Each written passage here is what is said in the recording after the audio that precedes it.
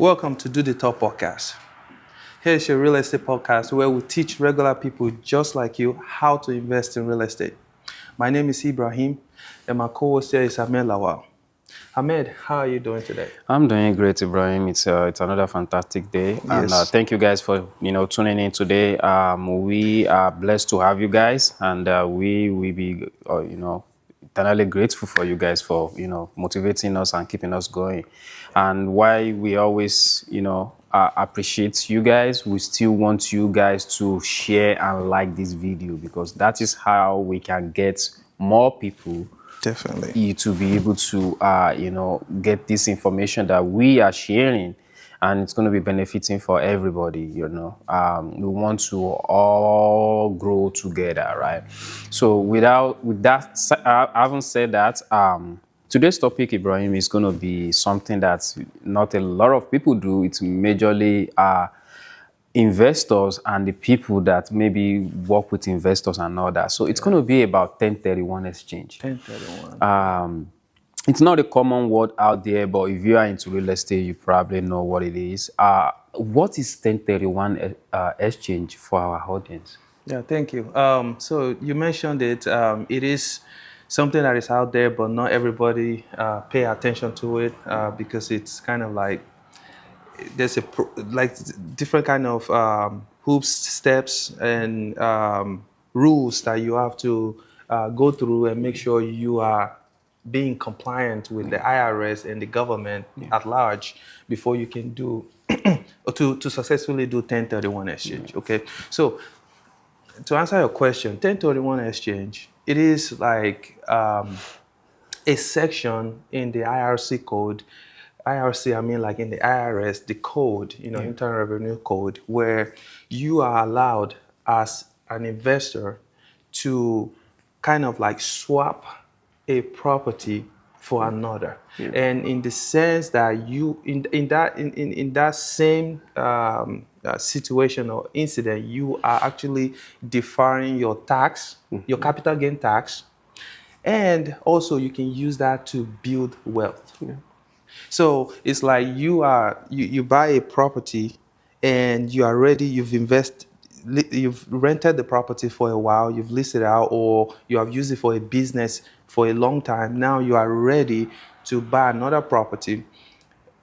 We all know the rule of thumb is when you sell an investment property or a business that is that has been profitable and you've been running it, you will pay a capital gain tax because it has appreciated. It has it's a business. Okay, so 1031 allows you to sell that property, defer your taxes, and as long as you can get something similar, something the same value, something equivalent, So that's that about 1031. Now, what are the rules?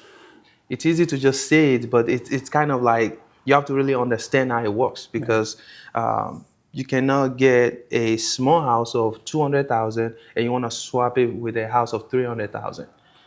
It's not going to work because now the liability, you can do that, but however, the IRS will tax the $200,000 difference because that will be considered as capital gain and you pay tax on that because it's not the same. It has to be the same price, the same, very similar, like almost the same. Okay. How do you do this? How do you understand, or what is the process? Okay. The first thing you want to know is you want to understand the category of your business or the kind of property you are trying to sell. Okay, is it residential? Is this commercial? Okay, after you identify that, you want to know, does that property qualifies for 1031 exchange? Okay, it will not qualify for 1031 exchange if that property, if you have done a lot of, what do you call it? You have done a lot of, you write, okay, thank you.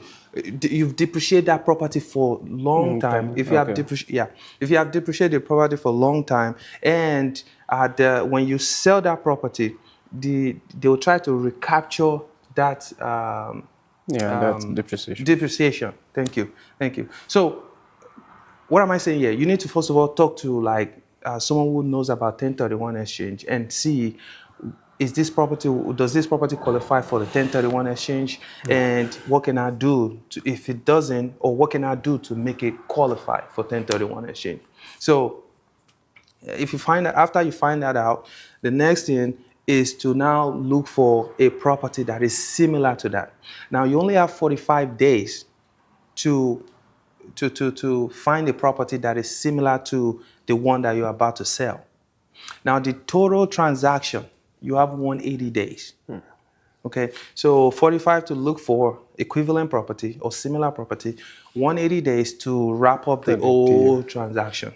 Okay, so you need to reach out to an intermediary. Yeah. You need somebody in between that is going to like be like a third party and help you guys to, especially you that you are trying to do the 1031, but the person actually will also help in the sale of that property that you are trying to sell, because the money cannot go to you as an investor. The money has to go to that intermediary, and it's that person that will keep that money and help you process the new one that you are trying to buy. Of course, you are the one that will pick what you like.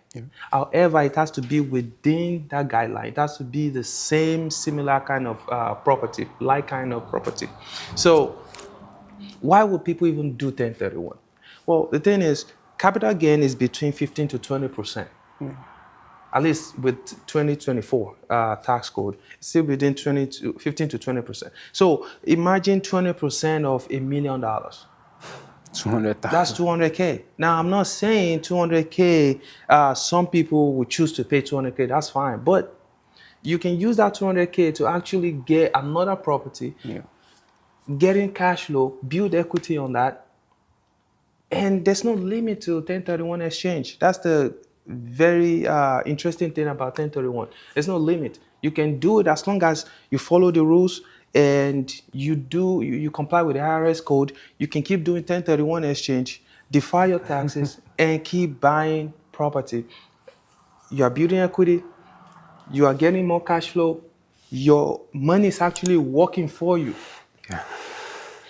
Ahmed, you see, I don't know how to stress this enough, but I think when you start doing it, or when you know how to do it, it will get clearer that 1031 is really a good way to boost or to keep your business afloat.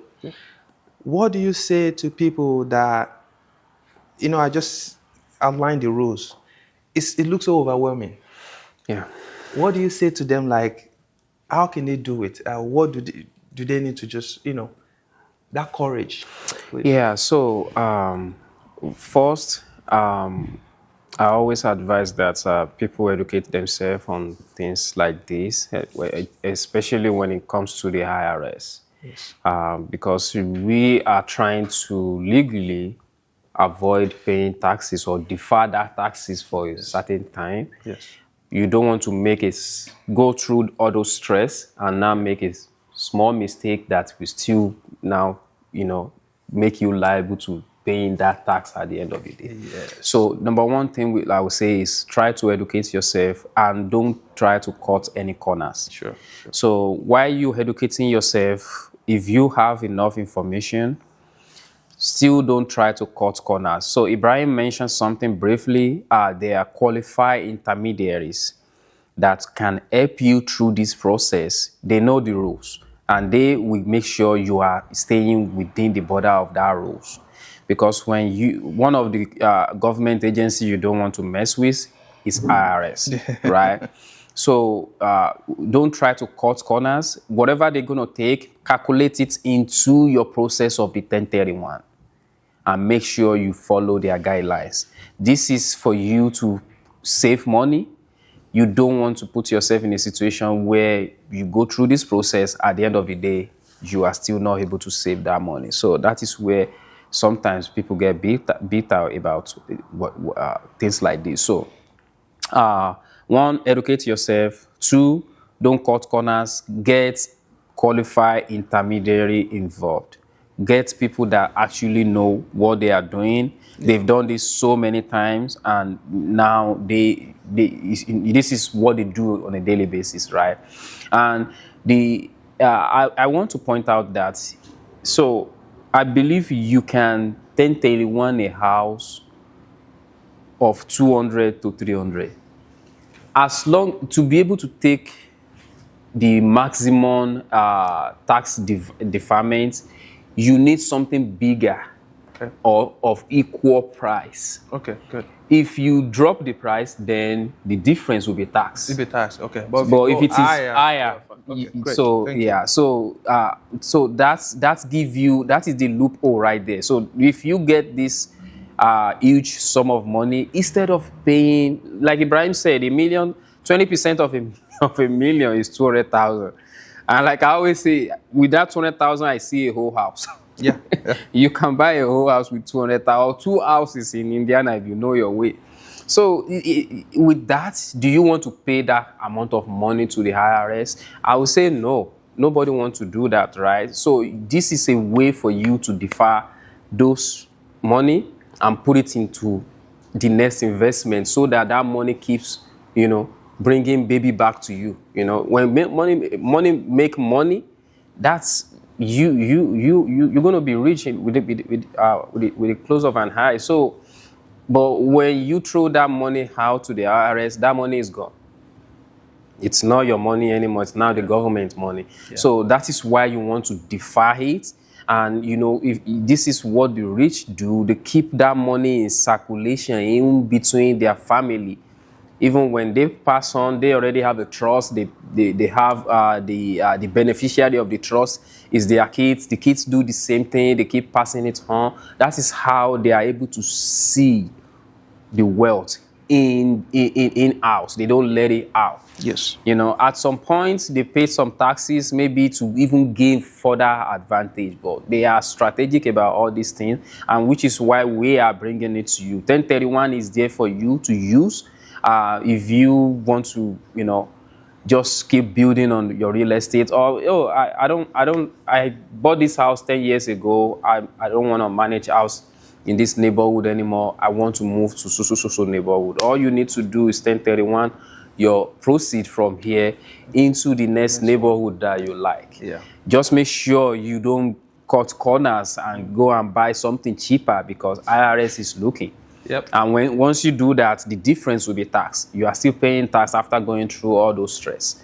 You don't want to do that, right? So you can get something of equal value or higher. With that, you will take the maximum deferment on that tax. So I think you've done justice to the explanation. I know it can be overwhelming, guys, but that's why I said first thing, educate yourself. There are qualified people out there. Ibrahim is a real estate broker. He can educate you on it. He can help you buy the house. And it's just so knowing that someone is out there looking out for you, it's very calming for me. Not so many people are looking out for you out there anymore. Everybody is looking out for themselves, right?